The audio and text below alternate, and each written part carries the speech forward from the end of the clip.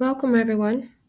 In our earlier session, we covered the fundamentals of processing personal data and the importance of protecting its individual's privacy.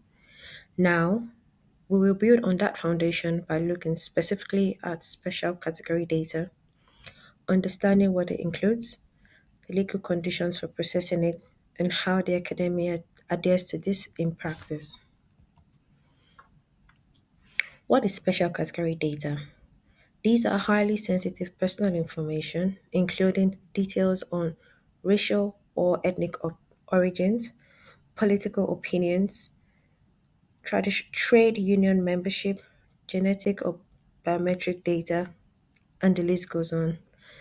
These data require a higher degree of protection and careful processing under the UK GDPR, as breaches are considered higher risk and more likely to impact individuals' fundamental rights and freedom. Why managing special category data matters. Managing special category data is not just a compliance checkbox. It's about protecting people, upholding ethics, and safeguarding the academy. And here is why it matters. Legal risk. Mishandling special category data can lead to serious legal consequence, and the academy may face significant fines and regulation actions if sensitive information is mismanaged. For example, an employee's health records were accidentally emailed to the wrong person or to the wrong organization. Not only could a data breach result in a fine, but regulators may also impose corrective actions such as suspending data processing, which could significantly disrupt our operations. Number two, ethical responsibilities. Beyond the law, managing data responsibly is our ethical duty. Misuse or accidental disclosures can result in real harm to individuals, from personal embarrassment to discriminations or even emotional distress. Thirdly, protecting rights and building trust. When we handle data properly, we show respect and build confidence with our fellows, our staffs, our stakeholders. Every time we handle sensitive data responsibly, we reinforce trust and demonstrate our commitment to doing what's right. Understanding the legal requirements. It's important to note that you can't process special category data just because it seems useful. This is prohibited by default. To process it lawfully, you need 1. A lawful basis under Article 6, like consent, contract, or legal obligations, and 2. A special category condition under Article 9, like explicit consent or vital interest. For us, the most common condition staff will encounter is explicit consent. This means the person has given a clear, specific, and unambiguous statement that we can process the specific data for a specific purpose. An example: if we collect health data for making reasonable adjustments for an academic event, such as accessible requirements, dietary restrictions, or allergies, that means we must comply to both Article 6 and Article 9 of the UK GDPR law. Article 6 requires us to identify a legal basis for processing any personal data. In this case, our lawful basis is likely legitimate interest or a consent. We also need to meet one of the stricter conditions under Article 9. The most relevant for this event is getting explicit consent from the individual. This means we must ask clearly for permission to collect and use that information and ensure it's deleted once it's no longer needed. Key steps when handling special category data. Here is a simple checklist to follow when processing special category data. Number 1, confirm that processing is necessary and that a no less intrusive alternative exists. This means before processing begins, ask yourself, can we achieve the same outcome without collecting special category data? Number 2, Clearly document which special category data will be processed and why. For example, if we're planning a program, survey, or an event, and we may need to collect information on ethnicities or disability, maybe to help us understand and improve diversity and inclusions within our program, it is essential that we clearly document which data we are collecting, why we are collecting it, and how it's be used and protected.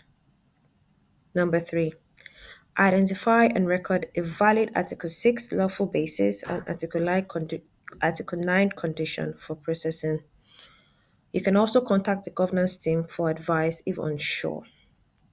Number four, you could also refer to our general privacy policy, which can be found on the internet for more information about requirements and principles. Lastly, assess whether a data protection impact assessment is required before processing begins. For example, if we plan to run a DNI survey for fellows or grant applicants, we must first consider if a DPI is necessary because this assessment helps us identify and reduce risk before any data is collected by considering the following questions. Number one, what specifically special category data will be collected and why? How will we ensure responses are stored securely and only accessed by authorized staff? Can the data be anonymized or aggregated to reduce risk? How will participants be informed about their rights and how the data will be used? At the end of this exercise, if the DPI shows that the processing could pose a high risk on individuals' rights and freedom, we must then take appropriate steps to mitigate those risks before proceeding. Let's look at a real life example showing when we can collect special category data. The table was extracted from our general privacy policy, which can be found on our intranet or on the website, on the Academy's website. Here, the source comes directly from the individual.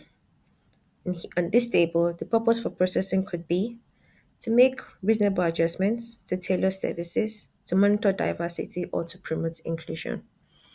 And the process for condition is explicit consent. How does the academy protect data and build trust? We have a strong governance process in place, and this is clearly supported by clear data protection policies and procedures. This guides how we collect, store, and share personal and special category data. The list is exhaustive, but here are a few ways we stay compliant. Number one, access controls. Access to special category data is strictly limited to those who need it for their roles. For example, only authorized members of the people's team can have access to our special category data on Cascade. In addition, we use multi-factor authentication MSAs across key systems such as GMS, Outlook, SharePoint to provide an extra layer of security and prevent unauthorized access. Number two, incident reporting. If effective incident reporting is a key part of how the academy stays compliant and demonstrates accountability. It ensures that any data breach, no matter how small, is identified, assessed, and managed appropriately. To report a breach, you can use the incident reporting form, which can be found on the intranet, or you can contact us, the governance team, directly for support. Training and awareness. The governance team delivers regular training and frequently updates our process and guidelines to ensure we stay up to date with the UK GDPR laws. If you or your team would benefit from additional trainings, please do not hesitate to contact us. Lastly, data sharing. Another key part of our compliance framework is how we manage data shared with third party. The Academy maintains the data sharing agreement with all external organizations that process or has access to personal data on our behalf. This agreement clearly defines what data is being shared, the purpose of the data sharing, the responsibilities of each parties, security measures that must be in place, and how long the data can be retained. Handling special category data isn't just a legal requirement, it's about treating people with respect and care. If you're ever unsure, ask yourself, do I really need this data? Have I got the right permissions? Am I protecting it properly? And remember, the governance team is here to help you. Thank you for listening.